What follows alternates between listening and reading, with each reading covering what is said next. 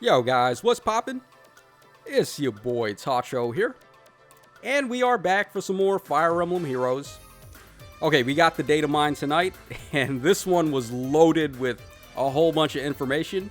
We got the refines, we got the stats, we got the information on the summoner unit. So there's quite a bit of stuff to go over tonight, so bear with me guys. I'm going to try to get it done in a timely manner. But we're going to start things off with the refines as usual. So Joshua's up first with Audhulma's refine. 16 might, 1 range, and HP up 3. Accelerates special trigger and grants res up 5. If the foe initiates combat or if foe's HP is full at the start of combat, grants all stats plus 4 to unit during combat. And inflicts special cooldown charge -1 on foe per attack during combat. Okay, so basically he kept, for the most part, the same effect that Audhulma had, where he's getting a flat res up 5 and then -1 special trigger. But also, if the foes are initiating combat, he's getting all stats up 4 and inflicting guard. So, a pretty solid enemy phase weapon, and you can also get away with it on the player phase too, if the foes are on full HP. So, not a terrible refine, it's definitely got some value, but I would have liked it if they gave him some more stuff. Joshua is one of my favorite characters in the series, and I would have loved it if they gave him some, like, really neat effects, like maybe a breath effect, or a special spiral effect, or null follow-up, or something like that. But it's pretty much just more stats and guard effects, so not too interesting, but not a bad refine. Alright, next up we've got Excalibur Nino. So, Giga Excalibur with 14 might and 2 range, grants speed up 3, deals damage equal to 20% of unit speed, and then also grants attack and speed up 4 to allies within 2 spaces during combat, and if unit is within 2 spaces of an ally, grants attack and speed up 4 to unit during combat. Okay, this one is actually insane. Basically, Nino is getting joint drive attack and joint drive speed on the special effect refine, and her main effect refine completely changed entirely. What it did before was, it was the same as Nesala's weapon, where he had to have, I think it was either 10 more points of speed or 7 more points of speed. I think it was actually 10, and then she would get +7 true damage from that. But they completely scrapped that concept entirely, and now whatever her speed stat is, she's just going to deal 20% of that as true damage per attack. So let's say Nino's got 50 points of speed. She's going to be dealing +10 true damage per attack, which is really ridiculous, especially with the support effect thrown in on top of that. So a very strong refine for that Nino. Alright, next up we have Nina with the Spy Song Bow. Okay, 14 might, 2 range, accelerates special trigger, effective against flying, like all bows, and if the foe's defense is better than the foe's res +5, deals +7 true damage, and also if the unit is within 3 spaces of 2 allies in a support partner pair, excluding unit, grants all stats +6 to unit during combat, and also if unit deals damage to the foe during combat, restores +5 HP to unit. Okay, she's doing a lot here, honestly. Like, for a unit that didn't even have a perf weapon before this is really good.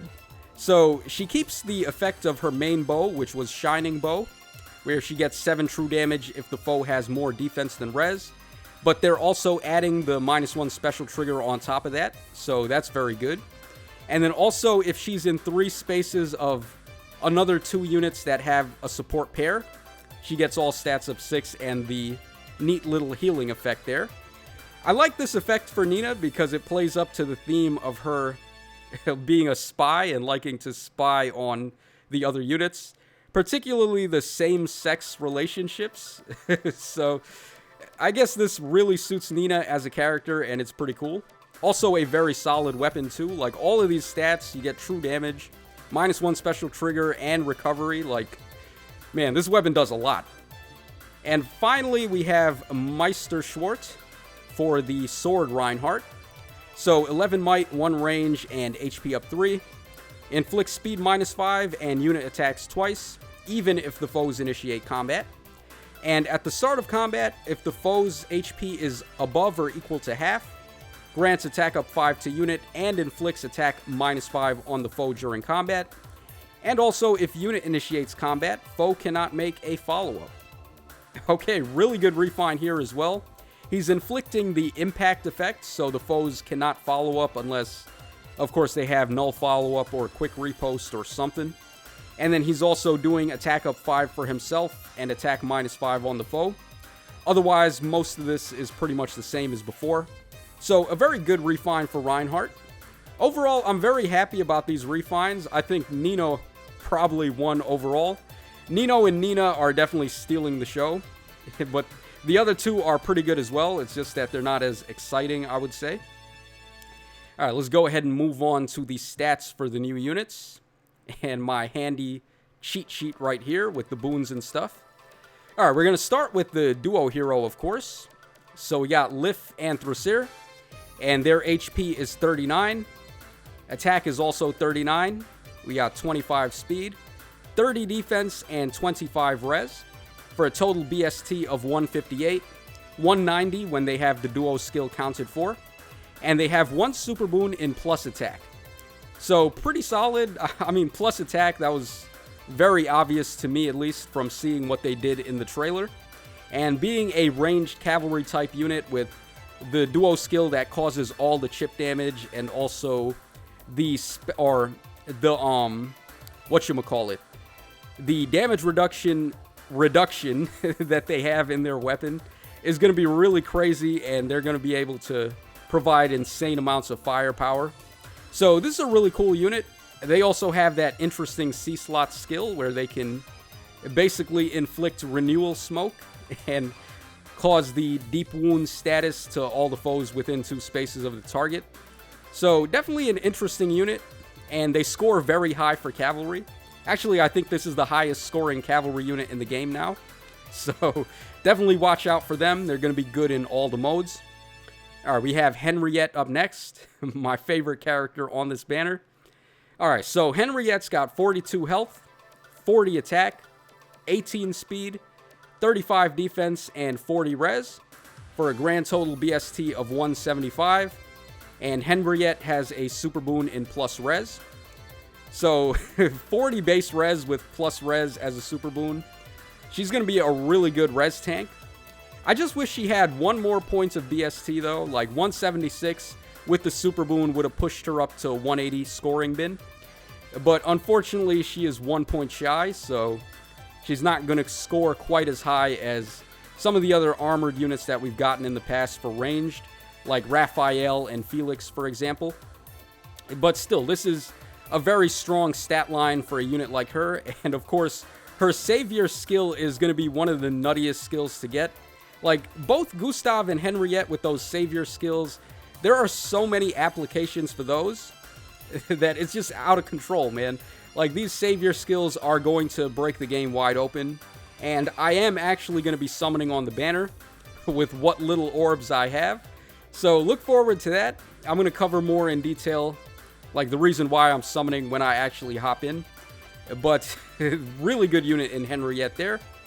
All right, next up we've got Gustav. So 49 HP, 41 attack, 18 speed, 46 defense, and 31 res. And Gustav's got a super boon in plus attack and an overall BST of 185. So again, just like Henriette, if he had 1 more points of BST, the super boon would have pushed him over into a new scoring bin. But I guess 190 BST scoring is just a pipe dream for anyone besides duo heroes at the moment. So it would have been insane if this guy actually got there. Still, though, he is a very strong unit. Really nice stat line and a lot of defense. So he's going to make very good use of the Savior skill that he comes with. All right, let's move on to Alfonse up next. So the 4-star demote on the banner. All right, so Alfonse has 43 HP, 38 attack, 25 speed, 37 defense, and 31 res, for a grand total of 174. And despite being the 4-star demote and also a male character, Alfonse ended up getting 2 super boons. So we got 1 in plus attack and plus speed. You're probably going to want to go plus attack though, because, I mean, look at this guy's speed stat and just cry in a corner. He also comes with Bold Fighter as well, so it really doesn't matter what his speed stat ends up being. But he is a very strong 4-star demote, I would say. Bold Fighter, of course, being summonable as a 4-star is going to be really great for some of your other armored units if you want him for fodder. And his weapon is also a really nice green tome as well. So I can't be upset about this 4-star Alphonse at all, even though I wish his BST was just a little bit higher so he could get into the higher scoring bin. And finally, we have Veronica, who is going to be our Tempest Trial freebie.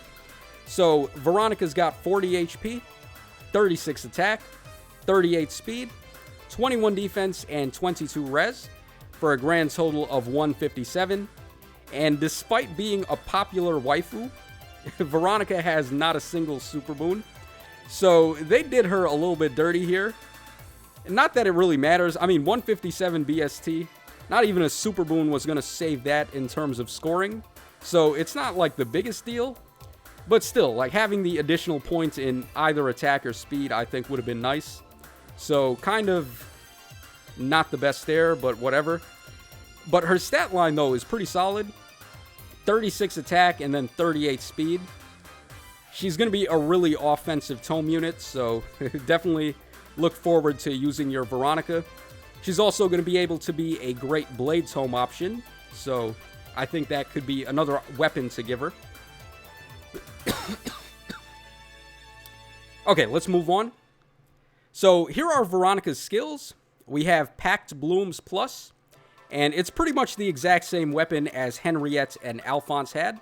So what's really cool about this is all 3 of the tome colors are going to be getting access to this weapon. So I definitely appreciate that. Then we have Growing Thunder, HP and Speed 2, and then Chill Speed 3. I'm pretty disappointed, I'm not going to lie. Like, they keep on shafting these free-to-play units with the skills, and I cannot fathom why. Like, all they had to do was give this Veronica a solo skill, and that would have been it. Like, why not? We have so many solo seals at this point, and the solos go up to level 4 now, so it's like, I really don't understand why we can't just get solo 3s or even more of the push level 3s, because we only have a couple of those. Just make it easier. Like, Insys, please, make our lives better. Just stop shafting the free-to-play units with the skills. It's really getting on my nerves at this point. Okay, here are the Sacred Seals we're getting for this round. So we got Bracing Stance 1, which is going to be obviously leveled up to Bracing Stance 2. And then we have Life and Death 1, which will go up to Life and Death 3. Pretty solid seals this time around, keeping up with the theme, of course. Christmas and New Year's just blew the door wide open for these awesome Sacred Seals, and they are not stopping. Life and Death is going to be amazing on units like Ophelia or Legendary Lilina. Any unit that really wants the raw stats instead of like out-of-stat bonuses. And Bracing Stance, also a very good seal for defensive units. So I'm happy about that. Okay, over here we have the inheritance restrictions for both of the Savior skills. And like I thought, they are both going to be armor locked. But they also have no other restrictions besides that. So it doesn't matter if you're giving them to ranged armored units or melee type armored units. Any armored unit is going to be able to inherit either of these skills. So I think that's really good. And like I said, these Savior skills are just going to blow the door wide open to all of the different ways you could play them. There's just so many things you can do with them. So many applications that it pretty much pushed me to want to summon on the banner. Okay, now we have our guy here. So Kiran. And of course, in fancy fashion with Kiran, he ended up getting a really insane weapon as well.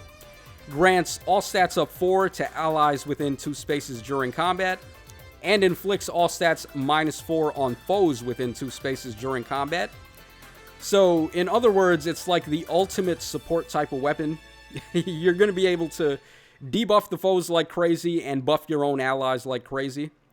I was hoping it was going to be like a Brave Tome, just to play up the theme of Dire Thunder and Dire Breedablick, but this is still a very good weapon for Kiran. Unfortunately, it seems like Kiran is only going to be usable in Mjolnir's Strike, but I guess that's not really the biggest deal. because considering how good his weapon is and how easy it is to actually, like, inherit different skills on this guy, he would have been downright broken if you could use him in other modes. So, at the very least, they balanced it somewhat there. Okay, this over here is a new screen for Mjolnir Strike. This is the new team setup menu, and we have a brand new row added here. Well, 2, I guess. Finally, we have the attack plus 10 row, where all the other stats were already in the game. Now we have attack up 10. And we also have this right here, which is going to be unlocked by mythic heroes that unlock the special team slot, I would imagine. And these slots are going to grant all stats up 3. I guess Mjolnir Strike definitely needed some kind of update, because it's a very boring mode. It's pretty much as rival domains, except with arena scoring thrown in for whatever reason. So, I am glad that they are making updates to this mode, and with Kiran available, it's going to be more fun to play. Alright, these are going to be some structures that we're going to be able to get in Mjolnir Strike now. So, most of these have to do with the Summoner, as you can see. So, we have the Summoner off lane, which deals 30 damage to foes within 5 rows and 5 columns, centered on my Summoner. We have the Vital Summoner, which restores 20 HP to my Summoner, and allies within 3 spaces of my Summoner. We have the Ebon Summoner, which inflicts all stats -2 on the foes, within 5 rows and 5 columns, centered on my Summoner through their next actions. And then over here, we've got Shining Summoner, grants all stats up 2 to allies in 3 spaces of the Summoner. Winged Summoner, my Summoner and allies within 1 space of my Summoner, can move 1 extra space on that turn and doesn't stack. Man, how many times am I going to have to say Summoner here? Okay, and finally we have, what is this, Cogent or Cogent? I've never actually seen this word before, so if someone knows this word, like how to say it, let me know in the comments. But basically, grants another action to my Summoner that has already performed an action. Alright, I'll take a shot every time I said Summoner there, but actually don't do that because I don't want to be responsible for anyone that ODs on alcohol. Not that I condone drinking alcohol, but you get what I'm trying to say. Just do not drink to Summoner. Alright, and last but not least, we have the new accessories that we can get in the accessory tower in, whatchamacallit, the Aether Resorts. So pretty much all of these are going to be exclusive to the Summoner himself. And we got some pretty interesting stuff here, like a blinding ray of light. We got a bow for their hair. We got a sleeping mask. We got a coronavirus mask. We have a, like, executioner mask there. And then we got horns. So pretty interesting. Let me know in the comment section down below what you guys think about all of these updates, and are you interested in summoning in the banner or not? I am definitely going to summon, like I said, and it's pretty much because of these savior skills. I've been coming up with like a million different ways to run them, and I think they are going to be a good idea to use. So that's all for the coverage on this Datamine. Hope you guys enjoyed it, and I hope it didn't go on for too long despite all the information we had there. But this is your boy Tacho signing out. So take care, fellas, and I will catch y'all again on the flip side.